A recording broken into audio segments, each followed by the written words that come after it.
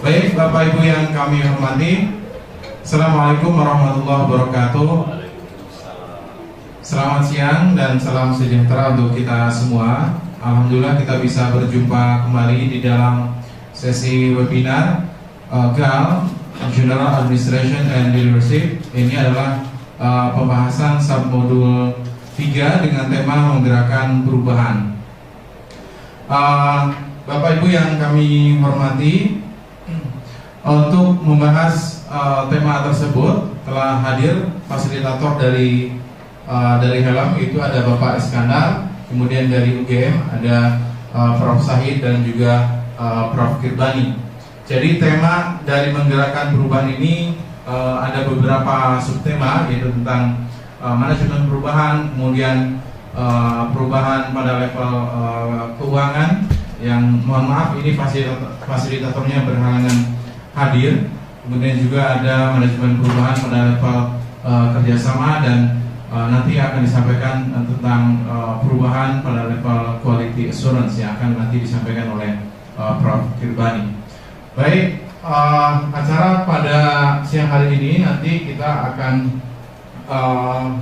pertama nanti akan ada sambutan dari Bapak Iskandar selaku spesialis untuk GAL dari Helm. Kemudian kita akan menyimak dan mendengarkan review summary modul submodul 3. Kemudian nanti kita masuk ke sesi diskusi dan tanya jawab dan closing.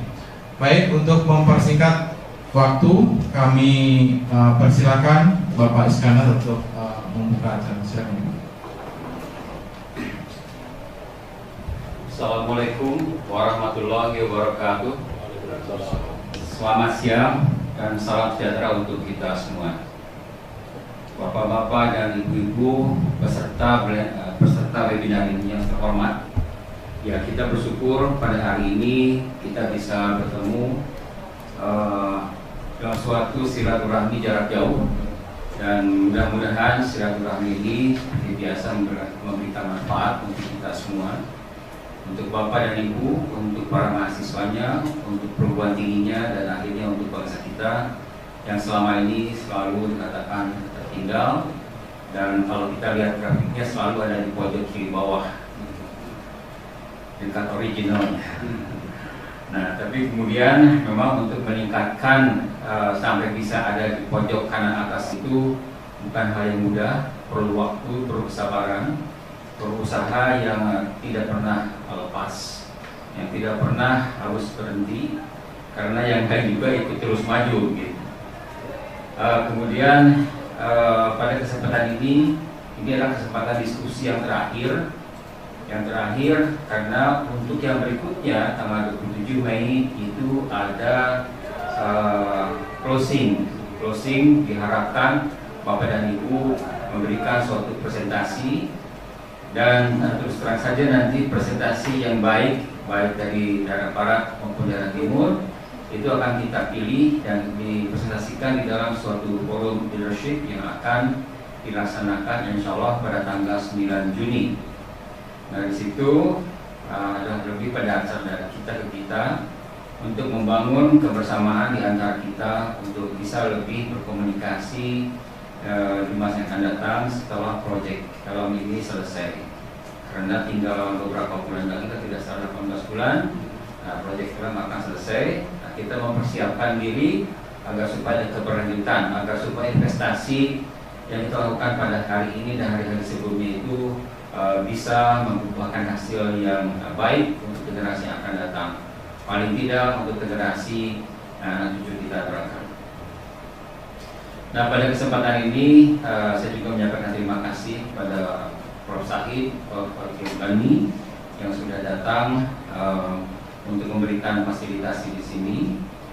Kemudian juga pada kawan-kawan yang ada di sini dari UGM, Pak Moderator, Dr. Yoyo, kemudian Pak Ari, kemudian Pak Komang, dan Ibu Hana. Ya, terima kasih atas kerjasamanya yang sangat baik ini.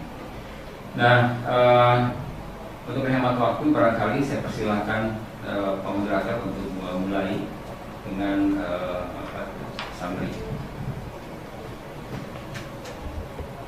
mati. Baik, terima kasih Bapak Iskandar. Memang berbeda, tidak menyebutkan mengucapkan merdeka lagi karena tadi pagi hari dengan sangat semangat sekali karena terlebih dahulu diputar lagu Indonesia Raya. Tapi tidak apa-apa, mudah-mudahan Bapak Ibu sekalian yang bergabung pada sesi webinar ini tetap semangat dan antusias nanti mengikuti sesi webinar kali ini. Baik, langsung saja kita mohonkan nanti secara bergantian mulai dari Prof. Said kemudian Prof. Girbani untuk menyampaikan summary submodul 3. Waktu dan tempat kami persilakan.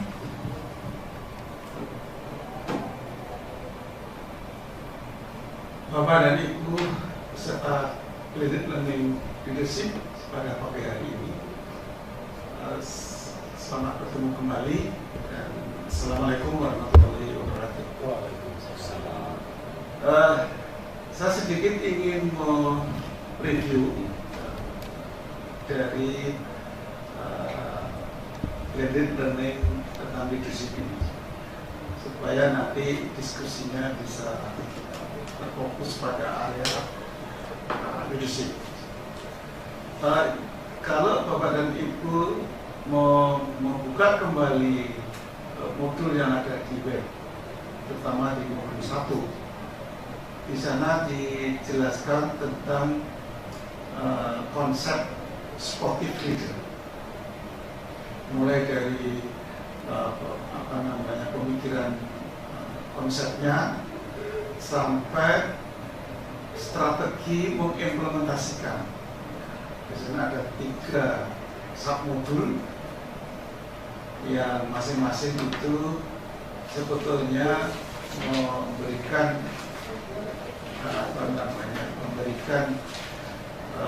pemahaman sekaligus langkah-langkah yang harus dipakai sebagai rujukan di dalam mewujudkan sportive leader itu untuk menghasilkan scientific leader. Jadi sebetulnya leadership ini lebih ditujukan pada pimpinan universitas di level fakultas utama. Nah, sebagai pimpinan fakultas itu dalam konsep ini harus bisa berfungsi sebagai academic leader, tapi juga sekaligus sebagai manager dari para scientific leaders. Nah, tugas dalam konsep sportive leader ini, kesuksesan tugas pimpinan di tingkat fakultas kalau bisa menghasilkan banyak scientific leaders. Itu di dalam submodul 1 dan 2. Kemudian di dalam submodul 3 kali ini lebih menekankan bagaimana melakukan perubahan itu sendiri. Untuk itu yang materi submodul 3A1 dan 2, di sana disampaikan tentang review tentang manajemen perubahan. Di dalam buku-buku textbook, di dalam jurnal-jurnal itu banyak sekali di sana.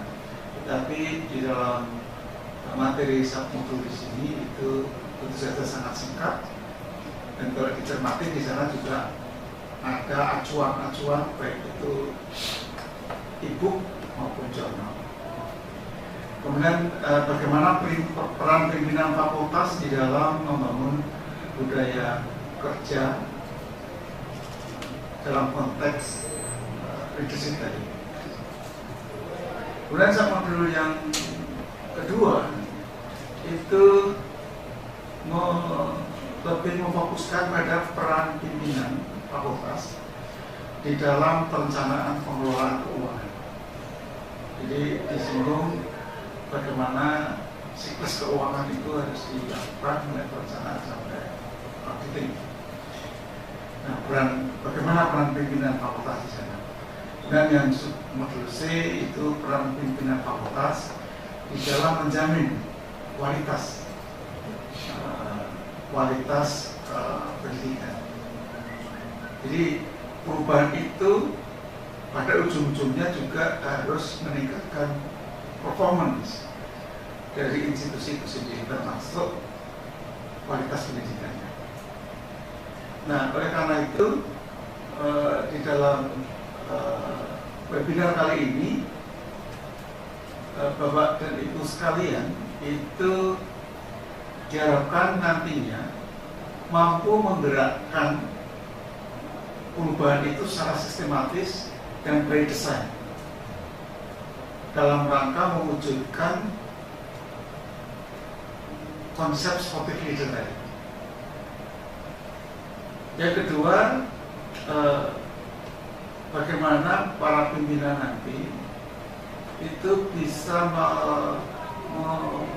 membuat kebijakan, mulai kebijakan di tingkat fakultas, yang kebijakan untuk mewujudkan sportif leader itu menjadi kebijakan institusi. Jadi tidak sekedar di atas kertas, tapi betul-betul diimplementasikan dan itu bisa masuk di dalam Renstra dan Renam. Jadi kira-kira modul 3 itu seperti itu lingkupnya, kita hanya itu saja. Nah, di dalam forum ini saya yakin Bapak dan Ibu sekarang sudah punya banyak hal yang harus kita sharingkan dengan fasilitator di sini, sehingga nanti mudah-mudahan bisa memberikan manfaat. Saya kira itu pengantar dari saya, dan waktu saya kembalikan pada moderator. Baik, terima kasih Prof. Syahid. Selanjutnya kita akan menyimak penyampaian summary modul 3C terkait tentang sistem manajemen mutu. Jadi peranan pimpinan dan dalam mendukung tentang sistem penjaminan mutu. Waktu kami persilakan kepada Prof. Ridwan. Terima kasih. Bismillahirrahmanirrahim. Assalamualaikum warahmatullahi wabarakatuh. Selamat siang, salam sejahtera bagi kita semua. Jadi seperti semangat dari modul ini adalah menggerakkan perubahan. Jadi tetapi perubahan yang terstruktur ya, dikatakan oleh Prof. Syahid tadi. Ya, by design, jadi sudah betul direncanakan dan dikota sehingga perubahan tadi perubahan yang positif. Untuk penjaminan mutu itu mungkin Bapak dan Ibu sekalian, kami akan sharing saja dari UGM itu sudah ada perubahan yang katakanlah di partner dari KJM, kantor jaminan mutu UGM, itu adalah tadinya itu namanya Pusat Pengembangan Pendidikan P3, sekarang menjadi Pusat Inovasi Kebijakan Akademik atau PIKA. Jadi sudah ada perubahan. Mengapa ada perubahan? Karena kita diinspirasi oleh Profesor Pratikno yang dulu adalah Rektor UGM dan sekarang menjadi Mensesnek pemerintahan Kabinet Kerja, adalah beliau mengatakan hati-hati teman-teman yang memberi contoh kepada kita di negara-negara maju itu dulu memakai tangga yang rapi, tapi setelah mencapai cita-citanya tangga tadi ditendang, jadi tangganya sudah tidak ada lagi, hilang. Untuk mengantisipasi itu maka kita perlu berpikir ke depan, sehingga muncullah PIKA ini, jadi Pusat Inovasi Kebijakan Akademik. Nah, kemudian bagaimana sistem penjaminan mutunya, dan penjaminan mutunya masih tetap hanya mindsetnya dimodifikasi. Jadi tadinya itu pada saat kita akan mengadakan peningkatan mutu itu memakai tracer study atau feedback system saja, kemudian juga benchmarking, Nah, sekarang kita tingkatkan, jadi kita plus, jadi tidak hanya feedback, tapi juga feed forward. Nah, feed forward tadi adalah tugas dari pusat inovasi kebijakan akademik tadi. Jadi di sana akan ada suatu think tanker yang berpikir ke depan, memandang ke depan bagaimana sebaiknya institusi ini dikembangkan di masa yang akan datang, bagaimana pangsa pasar yang akan datang itu dibayangkan atau diterawangkan, kemudian dimasukkan ke sistem untuk peningkatan mutunya menjadi standar yang harus diimplementasikan, jadi seperti PDCA yaitu plan-nya itu ditetapkan standarnya, kemudian kita implementasikan, kemudian dievaluasi seperti biasanya, kemudian ada audit internal dan peningkatan mutu dengan masukan feedback dan tadi feedback dari pihak tadi. Itu juga sudah diterjemahkan di fakultas. Jadi seperti di fakultasnya adalah MIPA, Matematika dan Pengetahuan Awam, ada task force yang merawang ke depan. Jadi akan dikemanakan ini fakultas ini ke depan sesuai dengan kepribadian kita. Jadi tidak karena external forces, tapi sesuai dengan kepribadian kita, kekuatan kita dan sebagainya. Nah, kemudian nanti akan dikombinasi seperti tadi feedback, benchmarking dan nah, untuk itu kita memang harus mengubah, ini kan menggerakkan perubahan. Jadi menggerakkan perubahan untuk mindset kita. Jadi kita harus seperti sistem yang stabil, tapi tidak hanya stabil lambat. Biasanya kan sistem stabil itu kan lambat, tapi sistem stabil yang cepat. Jadi artinya mengandalkan feed forward dan feedback, jadi terus sistem dengan bagus. Untuk penyebaran mutu kita secara nasional, alhamdulillah, jadi kita sudah punya perangkat yang cukup bagus. Tinggal melengkapi dan mengimplementasikan, yaitu mulai dari Undang-Undang Sisdiknas 2003, kemudian Undang-Undang tentang Pendidikan Tinggi nomor 12 tahun 2012, dan diturunkan menjadi Permendikbud 49 tentang Standar Nasional Pendidikan Tinggi, kemudian 50 tentang Sistem Jaminan Mutu Pendidikan Tinggi, dan yang terakhir yang 87 itu tentang akreditasi. Jadi insya Allah dengan mencermati peraturan tadi, kita bisa tapak demi tapak mengimplementasikan itu. Jadi yang perlu kita kerjakan mungkin di tingkat institusi itu adalah undang-undang bahwa kita berdasarkan SNPT, Standar Nasional Pendidikan Tinggi nomor 49 itu 2014, kita harus membuat standar pendidikan tinggi sendiri di universitas kita masing-masing, di institusi kita masing-masing. Istilahnya sama juga, jadi standar pendidikan tinggi, tapi yang dibuat oleh ditentukan dan ditetapkan oleh universitas masing-masing, dan harus paling tidak atau minimal itu selevel dengan SNTT tadi, tapi dituntut lebih dari itu.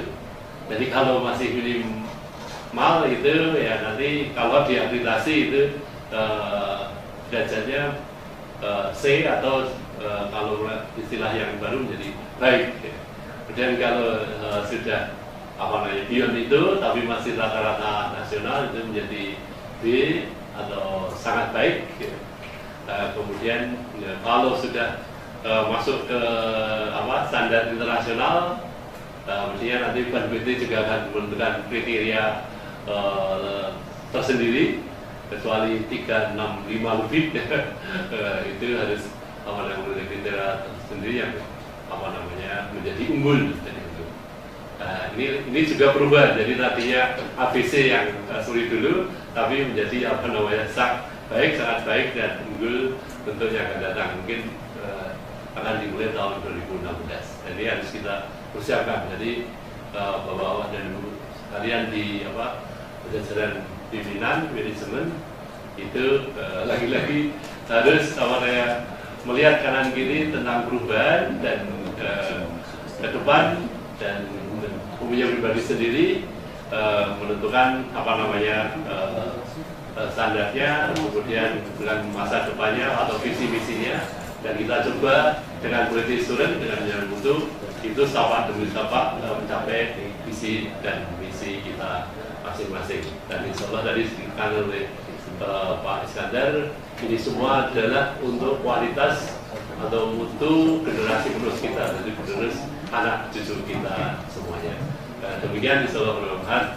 Hanya saya mohon maaf ini setelah ini kami harus ada rapat senat dan saya sudah ditunggu, hanya bisa mengantar sampai di sini. Mohon maaf sekali lagi, dan bila taufiq wal wassalamualaikum warahmatullahi wabarakatuh.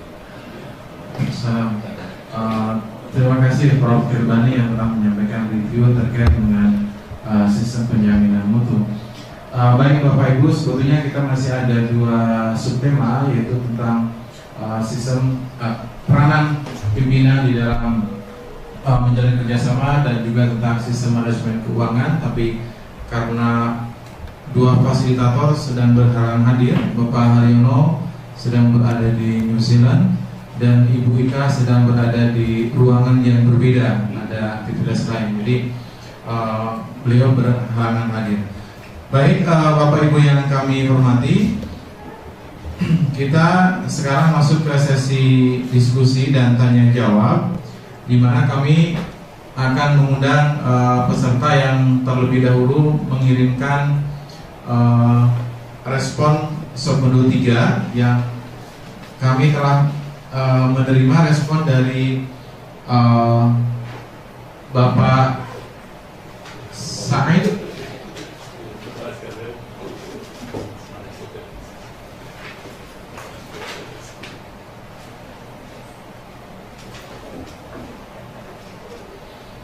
Said Iskandar Zulkarnain ya, dari Politeknik Aceh.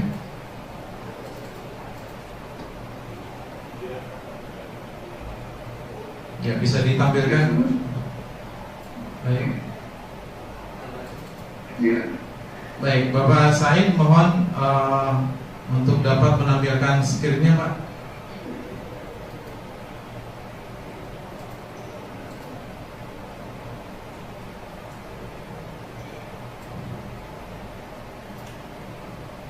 Baik, silakan Bapak Said.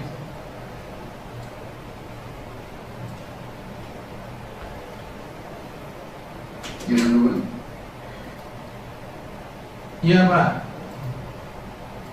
bisa langsung Bapak Said Iskandar.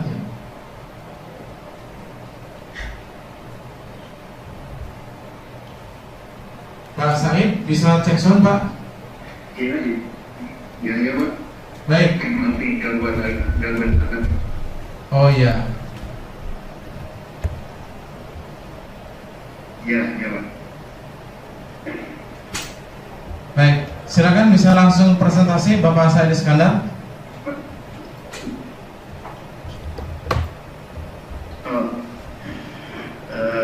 Baik, terima kasih atas kesempatannya. Ini sebenarnya bukan presentasi, lebih sekedar coretan apa dari modul yang disampaikan.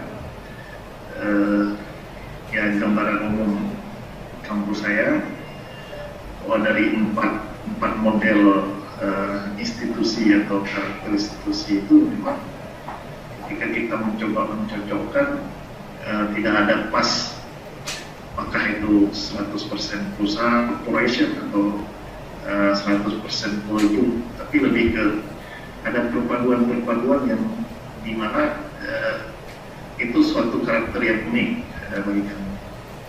Ya. Kemudian kita coba dari karakter itu kita coba melakukan analisa SWOT sumber daya manusianya dengan segala kelebihan, kekurangan, serta banyaknya peluang dan tantangan yang harus kita dapatkan. Kemudian dari SWOT ini kita coba buat pengembangan SDM-nya, baik itu terkait dengan pengembangan kapasitas, kemudian pengembangan kapabilitasnya, kemudian ada pengembangan termasuk juga pengembangan skillnya, gitu. Kemudian diimplementasikan secara bertahap dari hal-hal yang ingin kita coba support itu, dan ya, jadi ada kita coba sesuaikan dengan karakter institusi kita, sehingga dalam hal mengimplementasikan ini semuanya itu sangat terkait dengan perencanaan yang sudah kita susun, yang ingin kita kembangkan ke depan, baik itu jangka pendek dan jangka panjang. Kemudian yang terakhir terkait dengan penjaminan mutu, kita coba terapkan. Jadi penjaminan mutu itu tidak hanya bekerja ketika di akhir saja, mengawasi dan semacam. Seperti tadi pelajaran dari UGM, kita coba membuat mulai dari perencanaan sampai dengan monitoring dan evaluasi itu di kami di penjaminan mutu untuk senantiasa terlibat walaupun tidak secara langsung. Itu Pak presentasi dari saya, sekilasnya saja. Ya, dari modul itu ada hal yang unik, bagaimana kita mensikapi karakter institusi kita yang memang tidak pure ya dibilang kampus dan institusi pendidikan, kemudian juga gabungan dengan kita ini juga kampus swasta, sehingga ada nilai-nilai bisnis yang harus kita terapkan di institusi kita, sehingga bagaimana kita memixkan ini, kita buat perencanaan hingga pelaksanaannya itu memang menjadi tantangan bagi kita di baik itu sebagai manajer maupun sebagai pemimpin. Ya, mungkin ini saja Pak. Baik. Saya sampaikan. Ya baik. Terima kasih Bapak Said Iskandar atas presentasi yang disampaikan. Selanjutnya ke Bapak Dedi Suryadi, Bapak Dr. Dedi Suryadi dari UPI. Pak Dedi.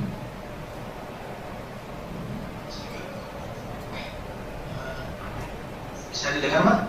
Bisa Pak, silakan Pak Dedi. Ya, Assalamualaikum warahmatullahi wabarakatuh. Waalaikumsalam.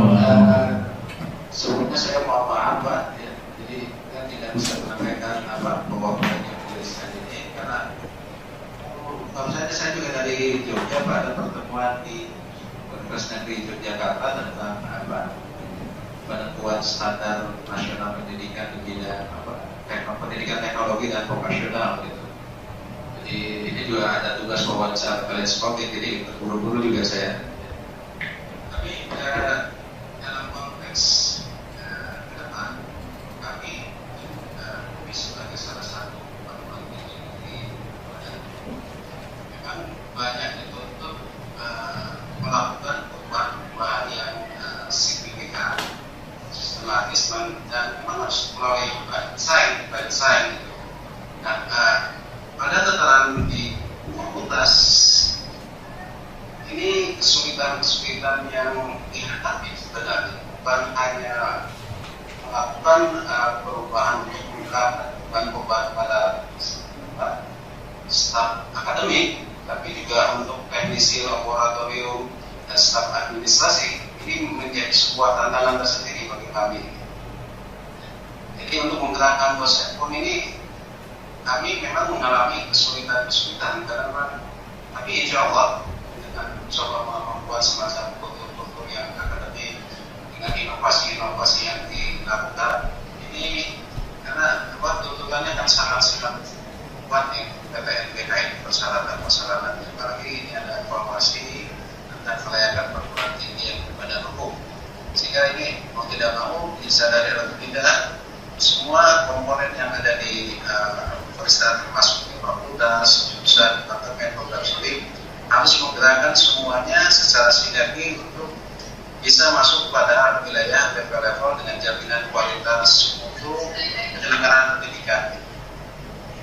Jadi sebagai sebuah catatan bagi kami, dan tentu sebagaimana yang sudah kami terima juga materi tentang sebuah leadership dari Makassar maupun dengan webinar ini akan dilakukan beberapa kajian dan kegiatan yang mengarahkan ke arah sana.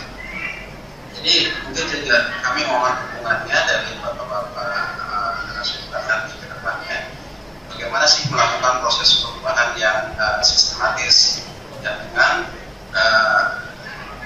organisasi yang memang tertata rapi gitu, dan itu bisa dipahami oleh semua komponen kami ini. Terima kasih sementara Pak Dr. Eko. Assalamualaikum warahmatullahi wabarakatuh. Waalaikumsalam. Terima kasih Bapak Dedi Suryadi. Dua peserta dulu Pak. Oh, baik. Kita coba undang kembali Ibu Dia dari UMM. Ibu Dia dari UMM, silakan Ibu.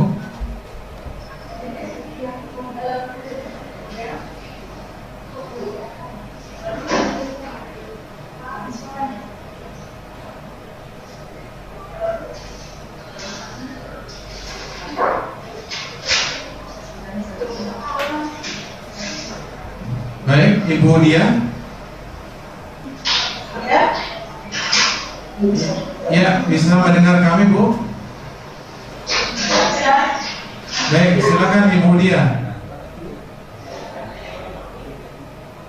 Barangkali ada hal yang ingin disampaikan, dan kalau tidak salah ini Ibu kirim respon ke kami, Bu ya.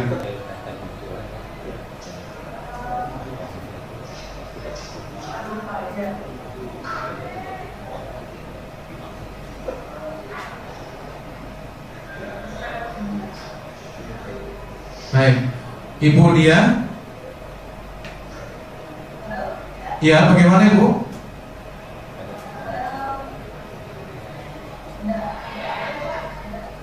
Oh, belum ada. Baik, kalau gitu kita ke Bapak Oramahi. Bapak Oramahi, halo Pak.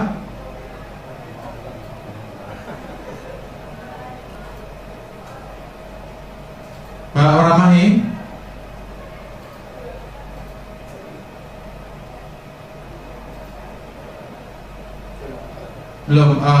Belum tersambung kelihatannya.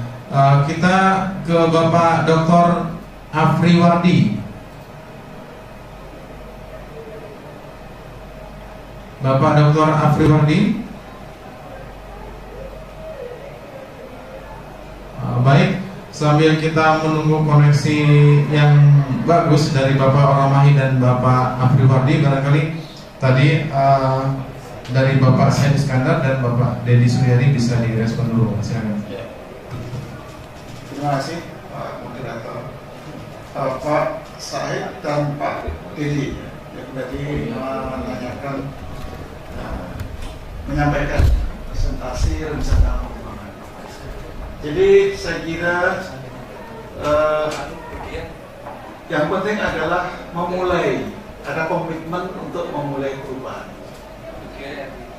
Jadi apa yang disampaikan Pak Syed tadi itu bisa dipakai embrio untuk breakdown lagi lebih jelas tentang rencana pengembangan itu. Namun sebelum itu Pak, harus lebih dipahami secara lengkap tentang apa itu sportive leader tadi. Jadi sejak modul yang pertama sampai ini yang terakhir ada 9 materi modul Pak. Itu satu kesatuan untuk menggerakkan, mewujudkan bagaimana sportive leader itu bisa terlaksana, terimplementasi. Jadi kesan saya apa yang disampaikan Pak Said tadi, sentuhan terhadap nafas untuk mewujudkan sportive leader itu belum begitu kental-kentalan. Mungkin harus lebih diiterasi lagi. Yang pertama. Dan yang kedua, di dalam suatu perencanaan itu harus lengkap. Biasanya dimulai dari rasionalitasnya, kenapa Pak perlu perencanaan dalam konteks ini adalah melakukan perubahan. Kemudian setelah itu tujuannya, kemudian langkah-langkah strategisnya, terus caranya, implementation plan-nya, cara mengukurnya, time schedule-nya, biayanya, itu lengkapnya seperti itu Pak. Jadi harapan saya nanti di tugas akhir itu bisa memberikan gambaran singkat seperti itu, sehingga betul-betul merupakan suatu dokumen perencanaan yang kalau itu diangkat menjadi dokumen institusi itu menjadi pertama tentu saja bisa diterima dan menjadi prasyarat untuk untuk rancangan itu untuk bisa diimplementasikan secara institusional. Jadi itu komen saya Pak Said. Kemudian menyinggung quality assurance tadi. Jadi di dalam melakukan perubahan pun tidak lepas dari juga ukuran-ukuran jaminan mutunya. Saya kira Pak Said dan kolega sudah tahu betul bagaimana kalau terbiasa membuat dokumen akreditasi, saya kira di sana sudah lengkap sekali sampai membawa ke dalam mengukur ke dalam suatu instrumen, menggunakan instrumen pengukuran secara kuantitatif. Jadi paling tidak ada 3 mata elemen yang saling berkaitan. Ada dokumen perencanaan, itu mempunyai implikasi pada quality assurance, kemudian juga mempunyai implikasi pada pendanaan, spotting, financial spot untuk bisa mewujudkan itu. Jadi itu Pak Said, tanpa mengurangi apa yang sudah disampaikan tadi, itu alangkah baiknya kalau dokumen perencanaan itu dirancang dengan lengkap, reasonable, lengkap, dan bisa dilaksanakan. Dan untuk Pak Dedi, Pak dari UPI Bandung, saya kemarin barusan ke Amerika dengan Pak Udin, Prof Udin dan Prof Jaman, mungkin kenal, ya dari pasca sarjana. Salam kalau ketemu beliau. Jadi begini Pak Dedi, perubahan itu suatu keniscayaan sekarang. Apalagi pada waktu saya ke Amerika kemarin, studi riset tentang 3 perguruan tinggi, spotting dana dari pemerintah itu hanya 19%. Jadi yang lain, yang 81% itu di-generate dari universitas itu sendiri. Ya. Jadi universitas masih beruntung, terutama yang perguruan tinggi negeri masih disupport oleh government, ya, pemerintah itu untuk PTN mendekati 80 bahkan 90% untuk S1. Kalau total dengan S2 S3 mungkin 70-80%. Untuk swasta di Indonesia itu mungkin sangat minimal slotting dana dari pemerintah. Namun karena harus berhitung agar break even point-nya itu 1, maka banyak teman-teman dari perguruan tinggi swasta yang memperbesar jumlah mahasiswa. Satu angkatan bisa 400, 600. Kuliahnya dari pagi sampai sore.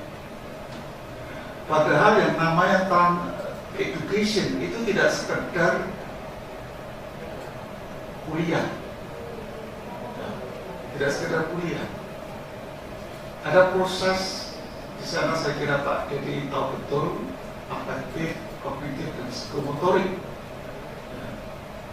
Apa implikasinya? Implikasinya adalah kualitas yang menurun tajam. Kualitasnya menurun. Nah, kenapa di Amerika kok bisa 19% itu di kontribusi pemerintahnya 9%? Karena universitas bisa rising income itu tidak hanya dari mahasiswa. Misalnya dari asrama, kemudian dari kebutuhan alat tulis. Hampir semua di dalam satu kompleks itu tidak ada uang yang keluar dari universitas, mulai makan, perumahan, transport, sehingga menjadi uang itu beredar di lingkup kampus saja dari mahasiswa. Dan yang kedua, mahasiswanya memang mempunyai daya beli tinggi, uang kuliahnya mahal, itu bisa ditutup, dibayar oleh mahasiswa. Kenapa begitu? Iya, karena dia mau bayar tinggi, karena ada jaminan kualitas. Setelah itu, setelah lulus juga ada jaminan pekerjaan, ya, karena pekerjaan fungsi kualitas. Jadi universitas menjaga betul kualitas itu, sehingga kalau lulus dari sana, si pencari kerja itu sudah yakin kalau lulusan dari universitas A itu qualified. Nah, jadi mahasiswa berani membayar mahal. Nah, fenomena seperti itu hampir terjadi di perguruan tinggi Amerika. Nah, apa implikasinya di Indonesia? Implikasinya adalah kalau nanti pemerintah memberikan izin perguruan tinggi asing bisa membuka di Indonesia. Orang kaya di Indonesia itu banyak, Pak. Nah, itulah yang akan menjadi konsumen perguruan tinggi asing tadi. Kita menjadi tersisih. Perguruan tinggi kita menjadi tersisih, tidak bisa bersaing dengan perguruan tinggi asing seperti ini. Saya pernah ke perguruan tinggi asing yang membuka di Malaysia. Siapa mahasiswanya? Sebagian besar itu anaknya orang-orang kaya dari Indonesia, dari Asia, Southeast Asia, ASEAN countries. Di Amerika yang saya kunjungi 3 universitas itu anaknya orang kaya semua, Pak, yang sekolah di sana. Kebanyakan dari mana? Chinese nomor 1. Chinese itu bukan hanya dari Cina, Tiongkok, Cina, bukan.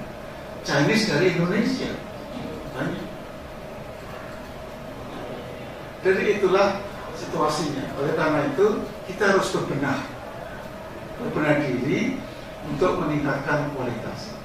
Nah, di dalam konteks pembenahan, melakukan perubahan itu, kita sudah memberikan sinyal-sinyal melalui pendekatan sportif leader. Jadi misinya adalah pimpinan harus bisa menciptakan sebanyak-banyaknya scientific leader untuk menghasilkan proses pendidikan yang berkualitas. Kalau SDM-nya itu baik, menggali atau mengembangkan pendanaan melalui aset knowledge itu menjadi jauh lebih mudah, dan tentu kami sampaikan juga pada waktu saya studi riset 2 minggu lebih di Amerika itu, ketika university itu banyak pimpinan di sana itu bukan orang Amerika. Illinois University itu pimpinannya dari China. Kemudian yang menjadi provost di Ohio University itu justru dari Afrika, dari negara-negara Afrika. Kemudian dekan College of Education itu dari Australia. Jadi perguruan tinggi di sana sudah tidak melihat dari mana negaranya, tapi hanya melihat capability, kualitas kepemimpinan, kualitas akademik, vision dan mission-nya jelas untuk mengembangkan institusi.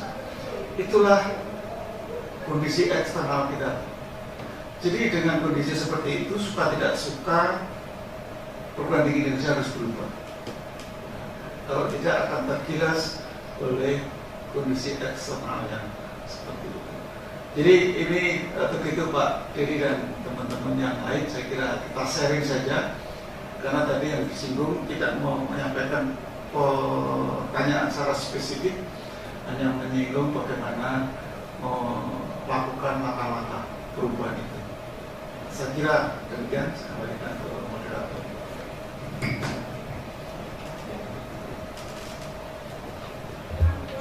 Baik, saya sedikit menambahkan karena tadi dari Pak Prof. Sari sudah cukup banyak. Untuk Pak Said Iskandar di Politeknik Aceh, memang di Politeknik itu sifat fisiknya juga cukup kuat barangkali, karena Politeknik Aceh itu politeknik swasta dan harus mencari dana sendiri. Dan saya sudah pernah menyampaikan jangan mau jadi negeri, karena menjadi negeri itu memang dikungkung oleh pemerintah, tapi juga susah untuk berkembang. Nah, tetap menjadi swasta, karena negeri pun juga jadi swasta, ITB jadi swasta, UGM juga jadi swasta. Dan jadi jangan yang sudah swasta, sudah di atas tempat lain itu lebih tinggi dari lebih tinggi dari ITB, IPB dan sebagainya, jangan kembali menjadi negeri. Nah, tetapi juga di dalam fighting spiritnya harus kuat. Kita tahu bahwa Politeknik Aceh itu politeknik yang bagus, dulu dibangun dengan dasar yang sangat kuat, dari ekspertis yang sangat baik, dan kemudian sekarang Bapak Said Iskandar mempelajari support leader. Support leader tidak hanya sekedar untuk meng-create scientific leader, tetapi juga barangkali business leader, ya, bisa di-create di situ, karena di Politeknik Aceh itu juga ada unit usaha yang untuk bisa menghidupi Politeknik Aceh. Nah, tapi sifat dari struktural leader, yaitu direktur, kemudian ketua jurusan atau ketua departemen, itu adalah yang harus mensupport kegiatan-kegiatan yang create scientific leader, itu dosen dan para peneliti, dan juga yang mengusahakan bisnis, sehingga perguruan tinggi tadi menjadi entrepreneurial politeknik, ya.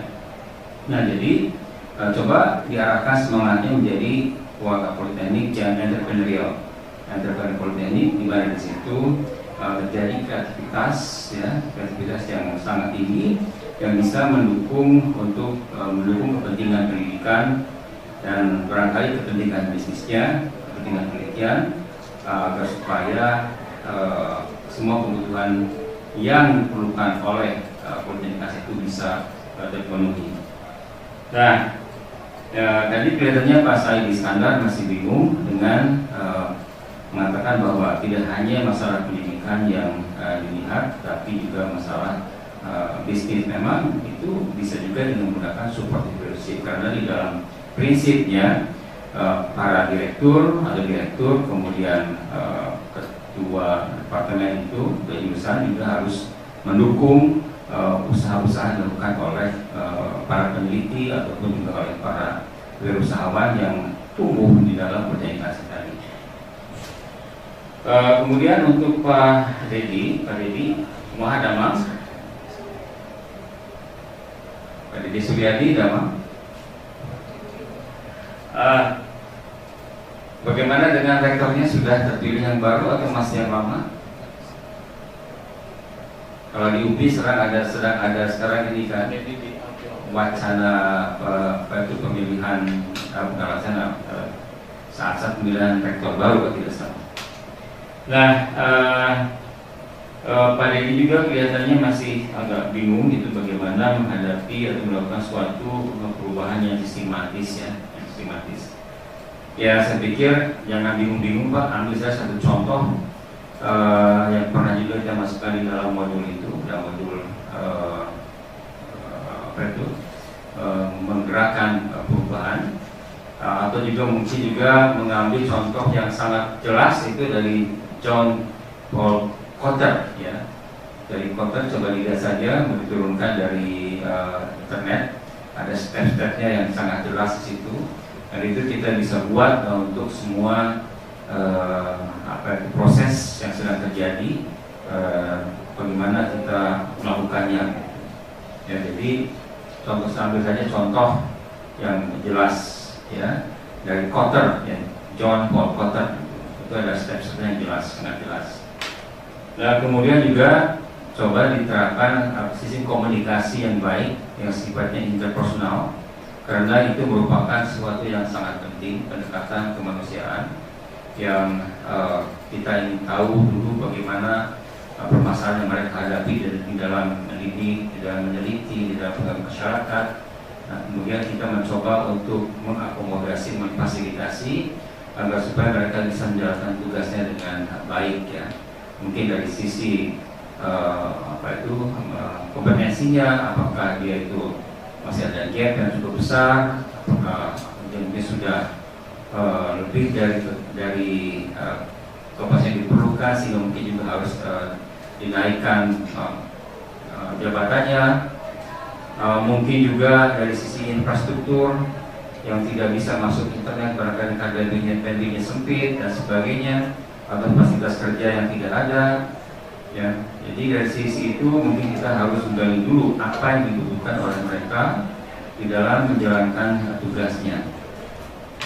Nah, memang kita tidak usah harus selalu saja mengikuti apa yang diinginkan mereka, karena kita punya keterbatasan kan. Berikanlah proses itu prioritas, mana yang lebih baik didahulukan. Nah, sehingga dengan demikian bisa berjalan selama penistapa. Saya kira itu dulu. Silakan Pak ya. Baik, terima kasih Bapak Iskandar. Selanjutnya kita coba hubungi Bapak Ihsan. Tadi ada Bapak Ihsan? Ya. Bapak Dr. Ihsan dari Malikusaren. Halo Bapak Ihsan.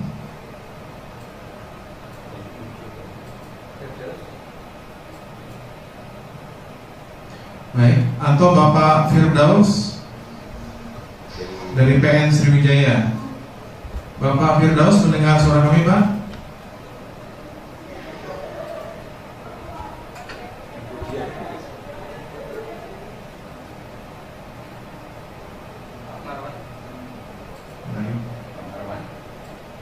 Atau Bapak Marwan dari Syekh Kuala.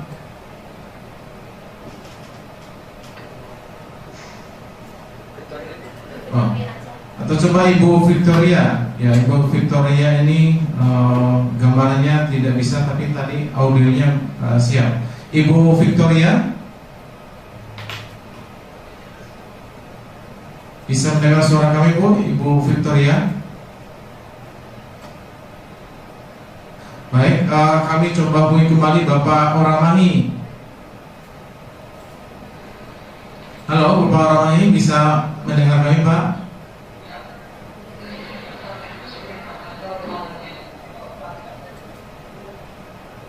Bapak Oramani? Halo Pak?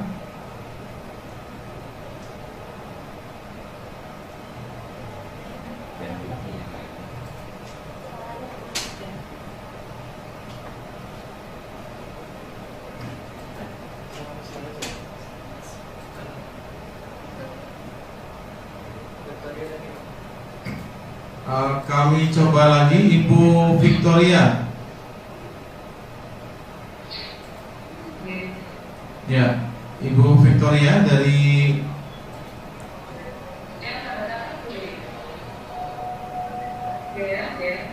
Halo Ibu, silakan Ibu.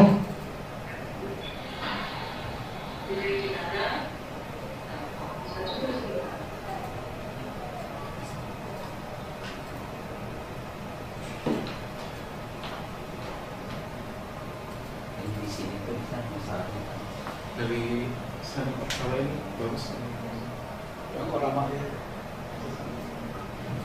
Ya, Bapak Oramani, bagaimana Pak?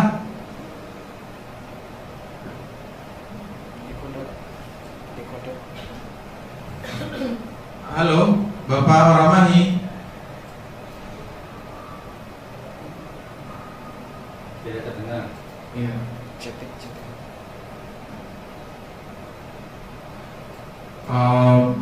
Baik, kami coba hubungi lagi. Barangkali Ibu Dia ada hal yang ingin disampaikan. Ibu Dia dari UMM.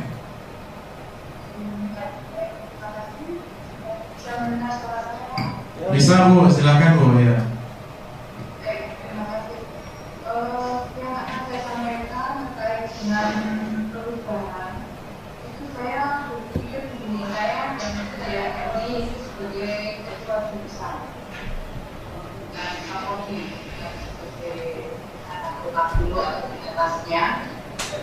Kemudian saya sebagai ketua jurusan ada beberapa hal yang saya lakukan dan saya pikir itu yang saya lakukan, namun berharap itu akan menambah ke hal yang lebih besar. Contohnya, saya membuat program.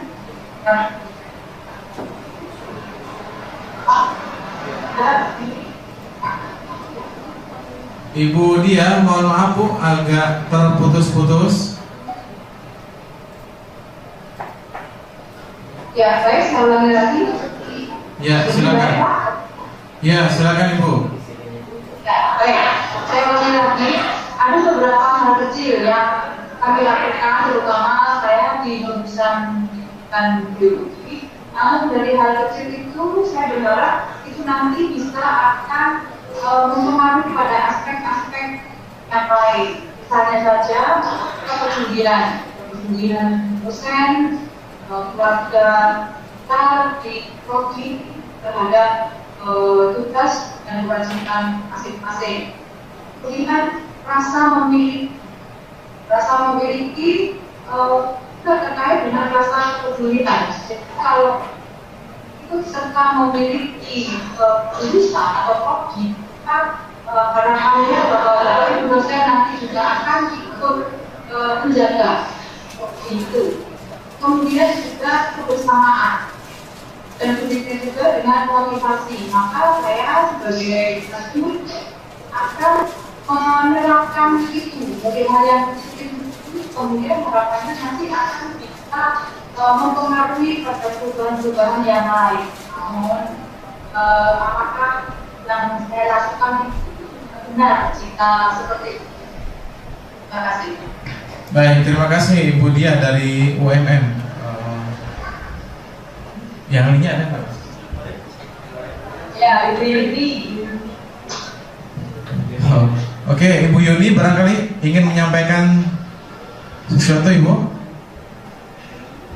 Ya, tadi sudah sampaikan, saya Bu Yuni, Pak. Oh ya, ini dan Bu Yuni. Oke, terima kasih Bu Yuni dan Ibu Dia.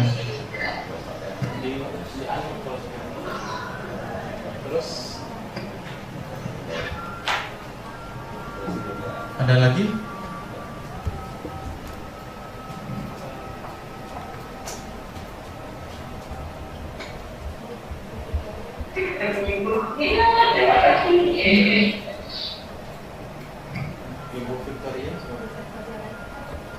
Ibu Victoria.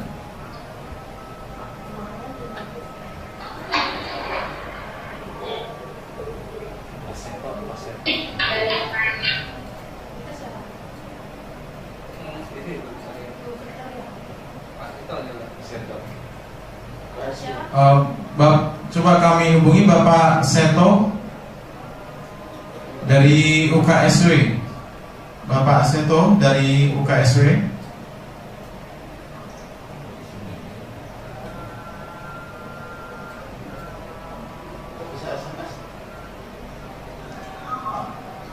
Baik Bapak Ibu yang barangkali mengalami kendala sinyal yang kurang baik, barangkali bisa mengirimkan pertanyaan dan juga respon bisa melalui chat. Kalau Bapak Ibu ada kendala terkait dengan sinyal koneksi ataupun koneksi internet di tempat Bapak Ibu sekalian.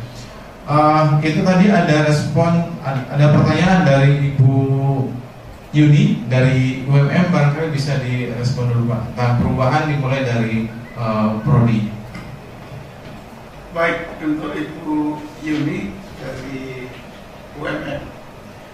Jadi perubahan itu bisa datang dari mana-mana, dari mana saja. Di dalam teori atau di textbook memang idealnya perubahan itu datang dari pimpinan. Kalau di institusi perguruan tinggi itu di pimpinan tingkat universitas ya pimpinan universitas, kemudian pimpinan fakultas untuk itu fakultas. Namun demikian di dalam melaksanakan atau merancang perubahan itu tidak harus menunggu pimpinan untuk melakukan perubahan, tapi bisa menggunakan pendekatan bottom up dari bawah. Yang paling penting adalah mencari kolega yang satu ide, satu gagasan untuk melakukan perubahan. Nah, perubahan itu biasanya timbul, tadi sudah disinggung, karena ada sense of belonging, kemudian ada kepeduluan dan sebagainya. Saya kira Ibu Yuni sudah betul memulai dari sana. Itu dibangun, kemudian baru nanti diarahkan untuk mencari kesamaan, kesepahaman tentang melakukan perubahan. Perubahan tidak harus besar. Kalau di tingkat prodi ya bisa dimulai dari perubahan di tingkat prodi. Hal-hal yang mungkin menghambat di prodi terus bisa disampaikan, disalurkan dari berbagai forum. Yang jelas institusi apapun itu tidak akan berkembang, tidak akan menjadi berkualitas kinerjanya tanpa ada suatu resultante dari komponen atau elemennya mendukungnya. Jadi langkah pertama saya kira apa yang dikatakan Bu ini tadi, mencari komponen-komponen yang bisa diajak untuk melakukan perubahan. Nah, setelah itu terumuskan, kemudian bisa dikomunikasikan. Jadi komunikasi menjadi penting. Kalau tidak salah di modul yang kedua di sana banyak menyinggung bagaimana komunikasi positif yang produktif.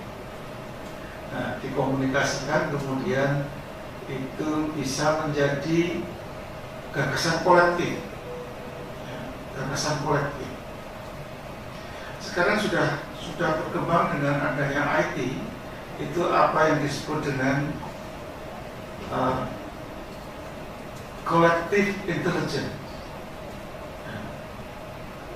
Collective intelligence itu suatu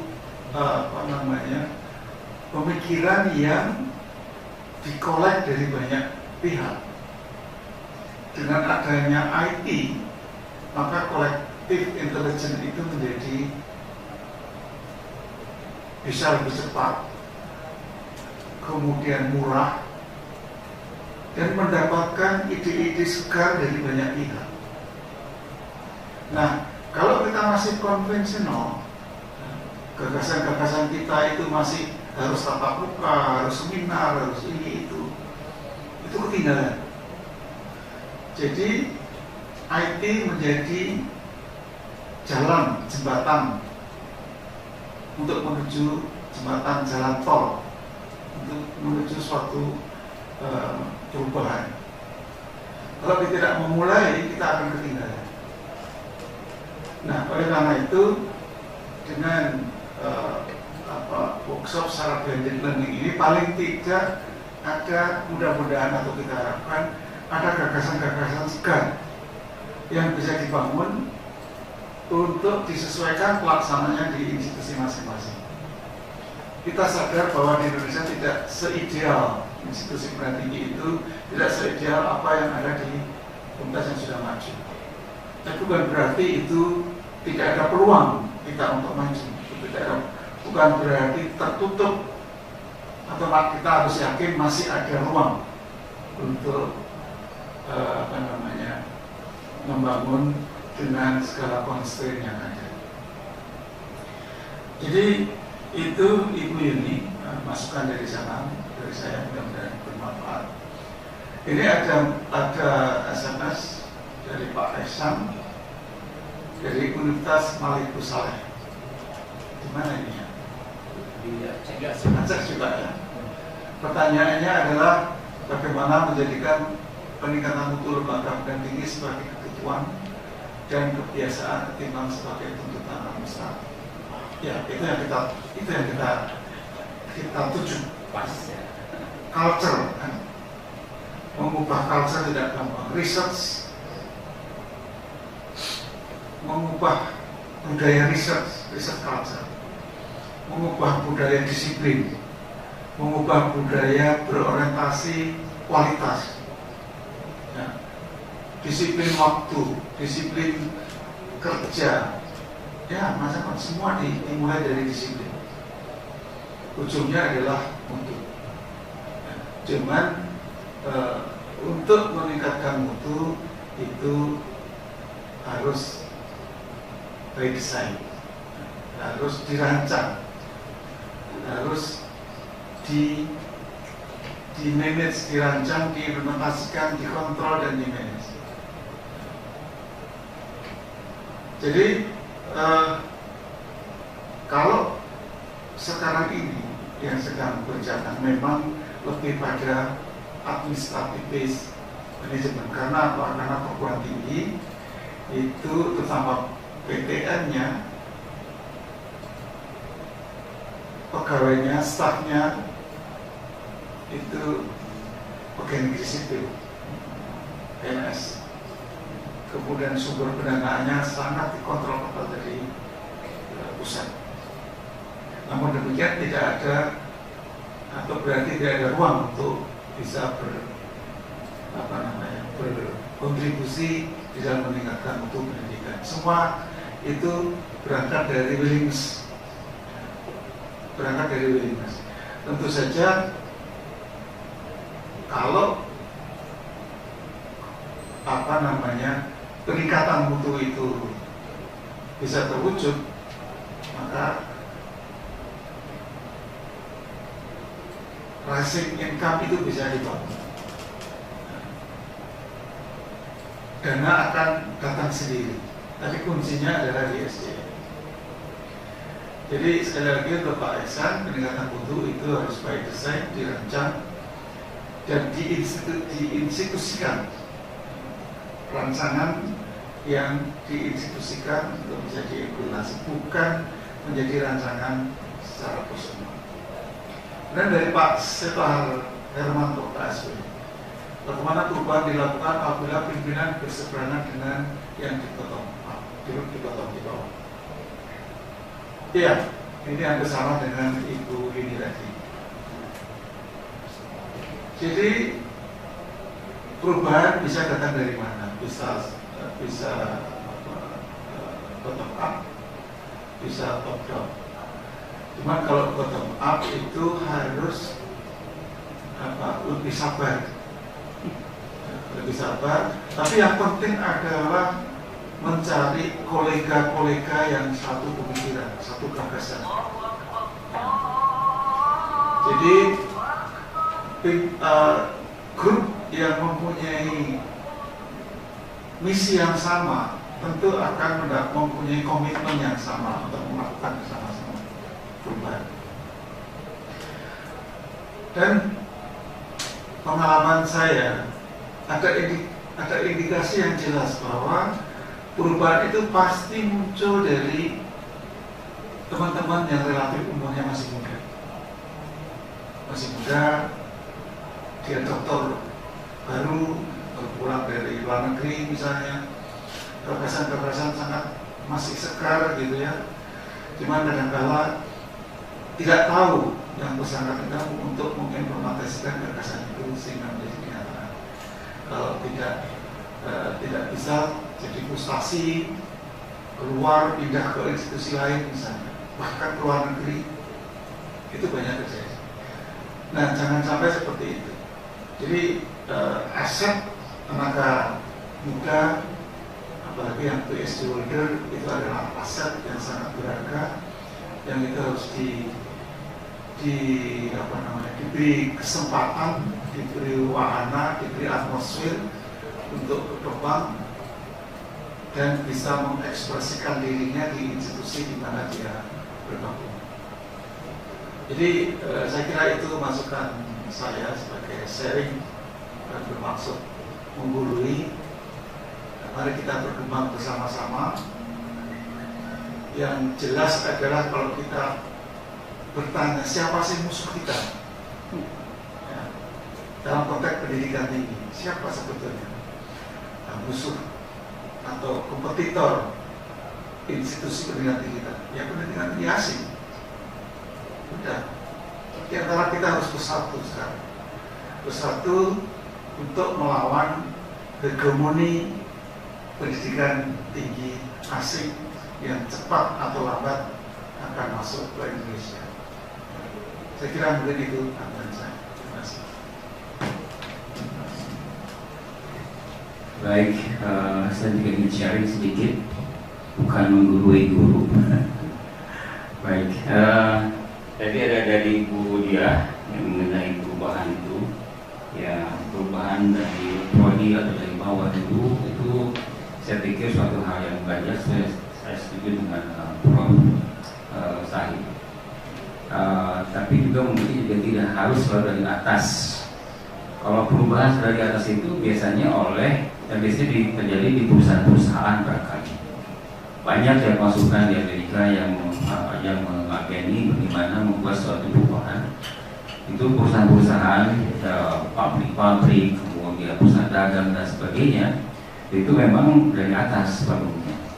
Tetapi di perguruan tinggi, di mana yang tadinya atasan kita mungkin menjadi bawahan kita karena misalnya sampaikan sudah selesai masa jabatannya kembali menjadi dosen dan sebagainya.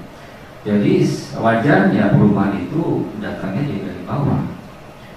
Karena apakah Pak Rektor itu mengetahui segala kekuatan, segala opportunity, kesempatan dan tantangan yang ada di bawah? Beliau kan tidak tahu bagaimana opportunity yang bisa diperoleh oleh suatu prodi barangkali. Nah, juga tidak tahu bagaimana kesulitan-kesulitan, challenge yang ada di bawah. Oleh karena itu harus diusulkan untuk mengadakan suatu perubahan itu dari bawah. Nah, jadi kita harus bisa mengusulkan mungkin dari bawah karena di perguruan tinggi itu biasanya yang tahu bukan hanya atasan, bukan yang di top saja, tapi juga yang dari bawah. Nah, tentunya kita tidak radikal. Di situ harus ada suatu proposal yang baik dan bisa bertemu dengan apa yang sudah digariskan ataupun yang akan menjadi garis dalam rencana strategis misalnya. Atau mungkin juga dalam penyusunan rencana strategis atau rencana panjang itu mungkin harus bersama-sama, sehingga apa yang menjadi tujuan itu adalah milik bersama, visi misi adalah milik bersama, tidak hanya milik dari atasan saja. Saya pikir itu untuk Ibu Dia dan juga untuk Pak Seto, karena kita bisa melihat perubahan itu dari bawah dulu. Yang keduanya untuk Pak Ihsan, tadi pertanyaan itu bagaimana menjadikan peningkatan mutu lembaga pendidikan sebagai kebutuhan dan kebiasaan ketimbang sebagai tuntunan administratif. Saya pikir yang bisa dijadikan itu adalah kan kita harus bersaing dengan barangkali perguruan tinggi yang sejenis di Indonesia ini, perguruan tinggi yang lebih maju.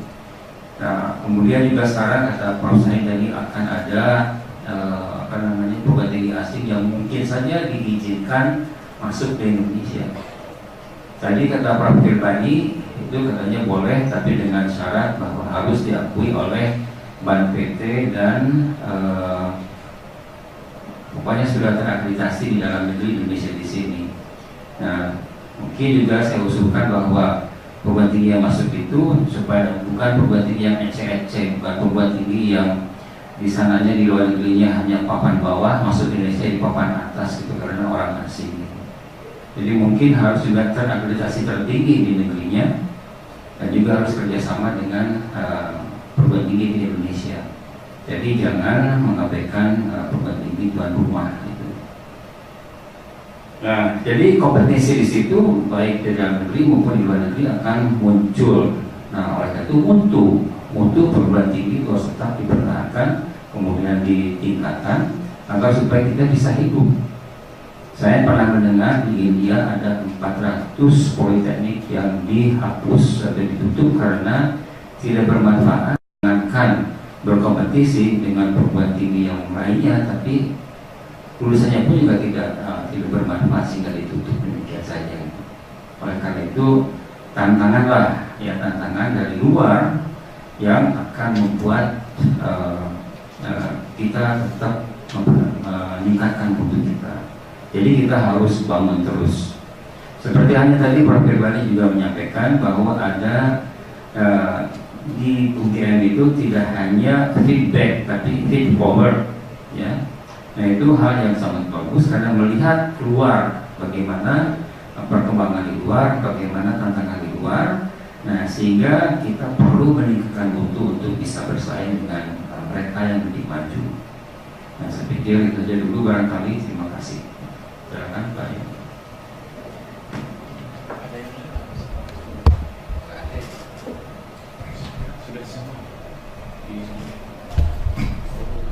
Baik, Bapak Ibu sekalian, sebetulnya kita masih ada. Baik, nampaknya sebagian peserta memang mengalami kendala terkait dengan jaringan internet. Tapi ini kami mendapatkan kembali kiriman pertanyaan dalam bentuk chat dari Bapak. Ini kembali dari Bapak Dedi. Kampus kami sedang banyak melakukan perubahan atau peningkatan kualitas berdasarkan statuta terbaru sebagai PTNBH mungkin ya. Jadi materi yang disampaikan webinar dari awal saya anggap sebagai panduan untuk mensinergikan semua potensi pada jaminan kualitas pendidikan dan mutu lulusan. Jam 1 siang ini kampus kami melakukan MWA di Jakarta akan melakukan pemilihan rektor 2015-2010. Oke, amin, mudah-mudahan sukses Bapak. Kemudian dari Ibu Victoria, kami setuju bahwa fakultas atau prodi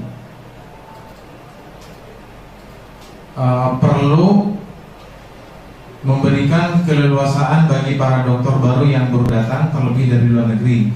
Akan tetapi memang tidak selalu ide-ide mereka dapat diterima dengan mudah oleh anggota fakultas yang lain.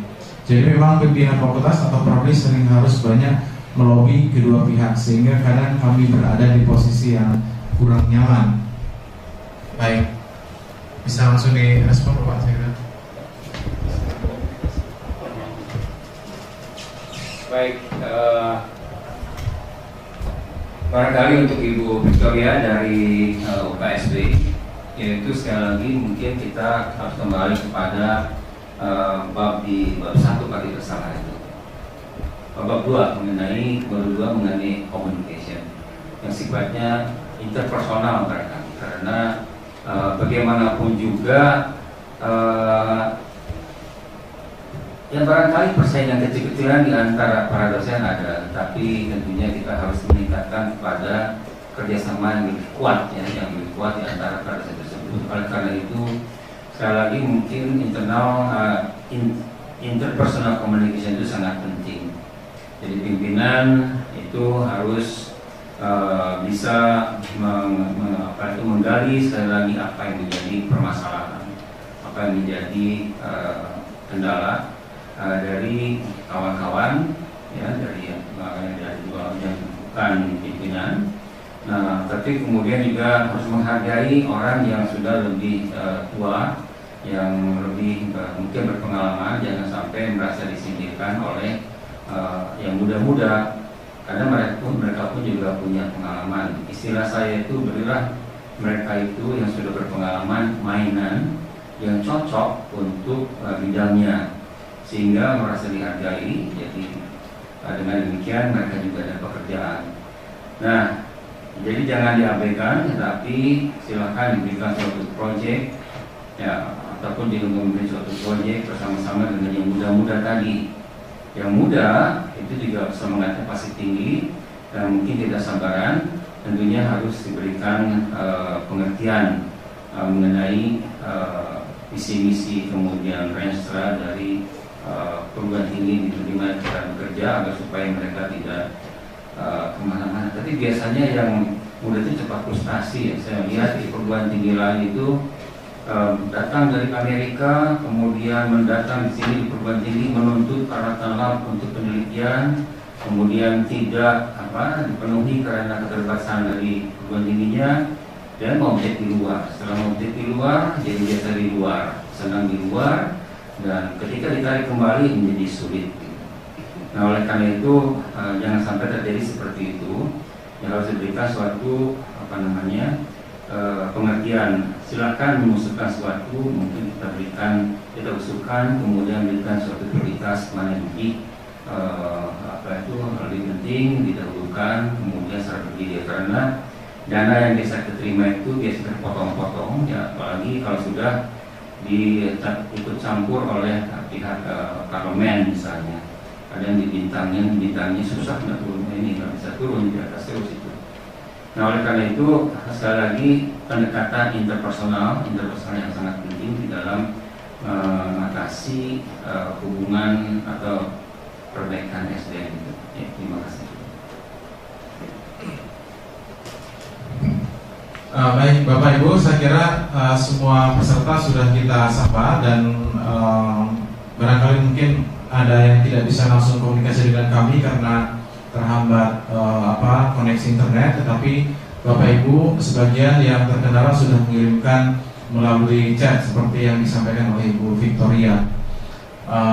Baik Bapak Ibu yang kami hormati, saya kira kita sudah berada di penghujung acara. Ini mohon sekali, jadi mohon sekali karena kelihatannya sesi webinar kali ini kita mengalami kendala terkait dengan koneksi internet yang kurang baik.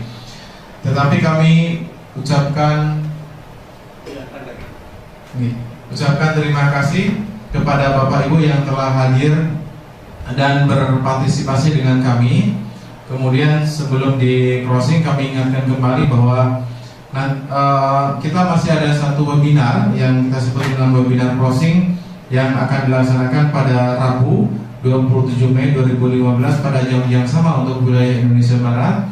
Kemudian pada sesi webinar closing besok akan ada tamu spesial. Kita akan berkomunikasi secara online dengan salah satu fasilitator ataupun profesor dari Ohio State University dari Amerika yang nanti akan berbagi pengalaman dengan Bapak Ibu sekalian.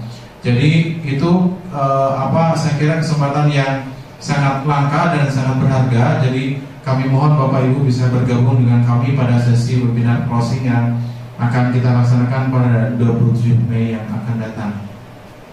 Baik, sekali lagi kami ucapkan terima kasih kepada para peserta, Bapak Said Iskandar, Bapak Deddy Suryadi, Ibu Yuni dan Ibu Dia, kemudian Ibu Victoria, Bapak Seto, Bapak Uramahi yang tadi kelihatannya terhambat komunikasinya, dan juga peserta yang lain yang telah bergabung pada sesi webinar kali ini.